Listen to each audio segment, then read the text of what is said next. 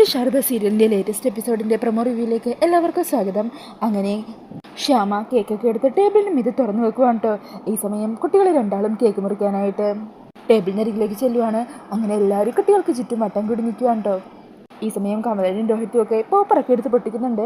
അങ്ങനെ സത്യയും പപ്പിയും കൂടി ഒരുമിച്ച് കേക്കൊക്കെ കട്ട് ചെയ്ത് പരസ്പരം വായി വെച്ച് കൊടുക്കുകയും എല്ലാവർക്കും ഇങ്ങനെ വായിലൊക്കെ വെച്ച് കൊടുക്കുകയും ചെയ്യുന്നുണ്ട്.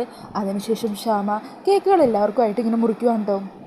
ഈ സമയം കാർത്തികയും മധുശ്രീയൊക്കെ ആ ചെറിയ വെച്ച കേക്ക് ആർക്കാ കിട്ടുന്നതെന്നറിയാൻ നോക്കിക്കൊണ്ട് നിൽക്കുമായിരിക്കും. അങ്ങനെ ആ ചെറിയ വെച്ച പീസ് കേക്ക് ശ്യാമ ഇങ്ങനെ മുറിച്ച് വെക്കുന്നുണ്ട്. ഈ സമയം കാർത്തികയോട് മധുശ്രീ പറയണേ, നീ എന്താ ഇങ്ങനെ നോക്കിക്കൊണ്ടിരിക്കുന്നത്?